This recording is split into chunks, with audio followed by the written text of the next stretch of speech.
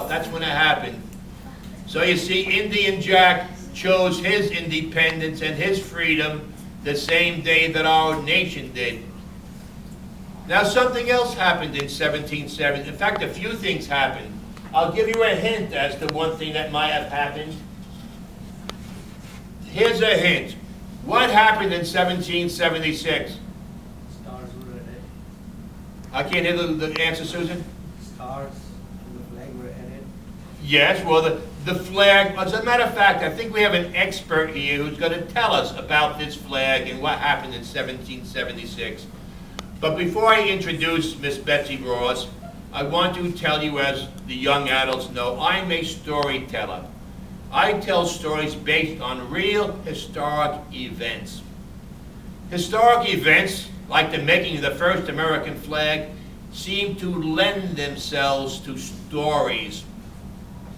For example, we've all heard the story of Betsy Ross, but I was told only recently that that story was invented or made up by her grandson 100 years after the fact. The story was told and retold on patriotic occasions, and it became a legend. So now, in fact, we're not going to even say your name, ma'am. You come up here and let one of these young adults tell us who you are. Who is this person? Anybody know? Who am I? Everybody. Betsy Ross. Betsy Ross. Okay, I am Betsy Ross. I was born on the first day of 1752. What was the date of the first day of 1752? What's the date of the first day of the year? Who has an answer? That's January 1st? January 1st, Oh. very good.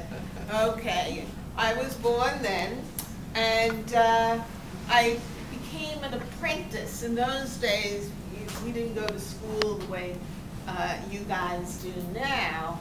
And I had apprenticed at an upholsterer. That's somebody who makes the padding for furniture. And I met this really, in your terms, hot young man. Here I am, everybody. That's what she's talking about. It was a long time ago. And his name was John Ross. And we did something pretty romantic. We eloped in November of 1773. We ran away, actually, to New Jersey, because we were living in Philadelphia, but we came to New Jersey, and the man who married us was the governor of the state of New Jersey. And that governor was the son of the man who flew the kite and invented a whole lot of things. Who was that man? Benjamin Franklin. Benjamin Franklin, right, he married us. That was cool. Anyway, we went back to Philly after we got married, and we opened a little upholstery store business, and we were both working at it. And unfortunately, a little after, only a little more than 2 years after we married, of course, there was this Revolutionary War going on, and my husband was killed in January of 1776 when a munitions storage place blew up. So, I carried on the business, and it was really a kind of difficult time. I did remarry in 1777 and had 2 little girls, but then that husband was captured by the British and thrown in their jail, and he died. But finally, in 1883, I married a 3rd time, and I had 5 more little girls. So how many little girls did I have? 7. 7, okay. This job, 7 these little kids are girls. smart. And we had a nice long marriage, but let me get back to that 1776. Now, this, dear audience, is the part that is the legend. Everything I told you already about my life is true. However, just this flag story is not. What happened was, and, oh, this is true, I was good friends with George Washington. My husband and I, we worshiped in the same church on Sunday. Our pews, everybody had their own pews to sit in, and the Washingtons sat a couple of pews away from us. It was very nice, and that was at Christ Church in Philadelphia. And he used to come in the shop, and I would fix the ruffles on his shirts and sew buttons on for him and stuff like that. And then, right around the time that Father Time was talking about, old Father Time there, back in 1776, this is the legend part, George and two other men who were active in the Revolution, George Ross, who by the way was my uncle-in-law, he was my husband's uncle, and another fellow, they came to see me in the shop, and George had this rough draft of a flag that he liked. And I looked at it and I said, we want to have these flags to wave over the ships as we fight for our freedom. And so we want to be able to make them fast.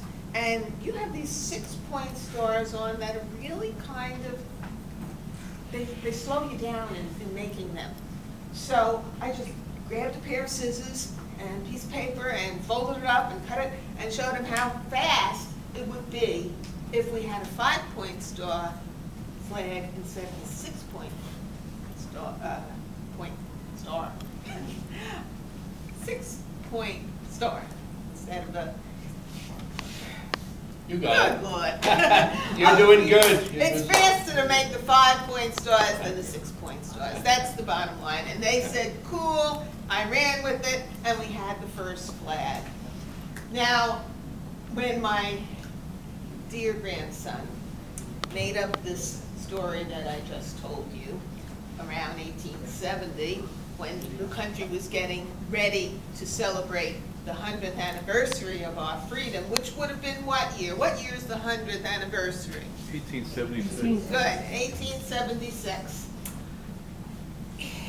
There was this painter, Charles Weiss Gardner, I believe his name was, and he painted the scene of me making the flag, and what warmed my heart, he used my granddaughters to model for me.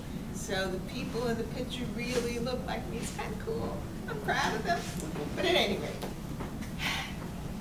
that's when the story took hold, that I made the first flag. And it's stuck ever since. By the way, my home the business that I started with my first husband, John Ross, that was turned into a public place to visit, like the Statue of Liberty and another, like a national monument. And you can come there even now if you ever go to Philadelphia, because I only lived a half mile from Independence Hall. What was signed at Independence Hall? Declaration of Independence. Right on. Declaration of Independence. So you can go and see that. You can come to my house. I will be there. I will give you a tour. I'll show you some of the upholstery work we did, and I'll tell you more stories at Betsy Ross' house on Arch Street in Philadelphia. See you there.